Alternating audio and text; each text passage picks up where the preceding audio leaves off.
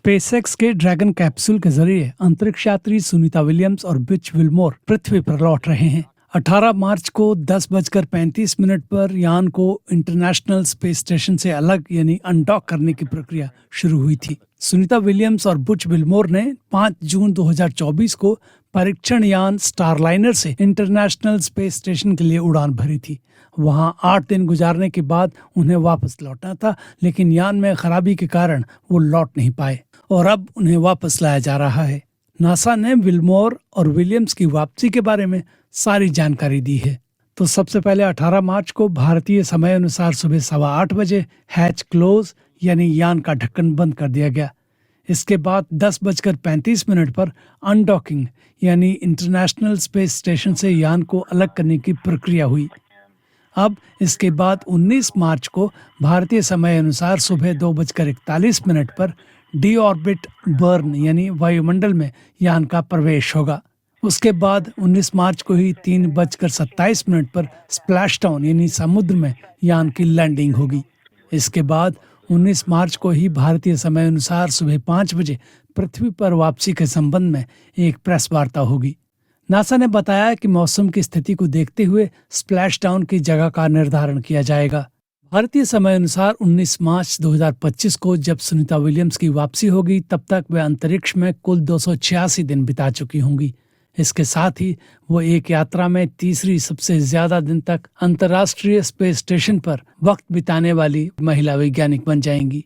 अंतर्राष्ट्रीय space station में सबसे ज्यादा 371 दिन अंतरिक्ष यात्री फ्रैंक रूबियो ने बिताए हैं। कुल मिलाकर सबसे ज्यादा दिन बिताने का रिकॉर्ड 675 दिनों का पिगी विट्स्टन के पास है। सुनीता विलियम्स ने अब तक 9 बार स्पेस वॉक किया है। इस दौरान उन्होंने 62 घंटे 6 मिनट स्पेस वॉक में बिताए हैं। इस मामले में वो पहले स्थान पर हैं। इससे पहले विलियम्स और बुच विल्मोर की वापसी 16 मार्च 2025 को होनी थी, लेकिन उड़ान से पहले 12 मार्च को ड्रैगन कैप्सूल के रॉकेट में खराबी आ गई। अब ये भी जान लीजिए कि स्टार लाइनर के जिस विमान से सुनीता अंतरिक्ष स्टेशन पर गई थी, उसमें क्या खराबी आई।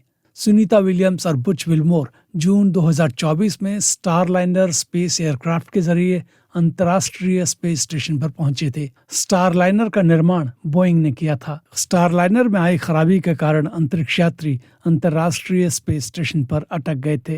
अंतरिक्ष में पहुंचने के बाद स्टारलाइनर में समस्याएं पैदा हो गईं। उसके 5 थ्रस्टर्स बंद हो गए। अंतरिक्ष में वैक्यूम होता है, ऐसे में थ्रस्टर्स यान को दिशा देने का काम करते हैं। इसके अलावा इस यान का हीलियम भी खत्म हो गया।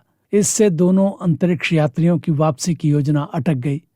यान में खराबी का ये सिलसिला यही नहीं रुका। अगले कुछ महीनों में यान की तकनीकी खामियां बढ़ती गईं। सुनीता विलियम्स के साथ ये पहला अवसर नहीं है जब उनकी अंतरिक्ष से वापसी अटकी है।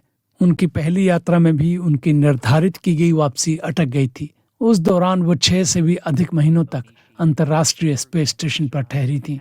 उस समय नासा अटलांटिस नाम के अंतरिक्ष यान का इस्तेमाल कर रहा था। कैनेडी स्पेस सेंटर से उड़ान भरने के बाद इसके बाहरी सुरक्षा कवच में दरार आ गई थी।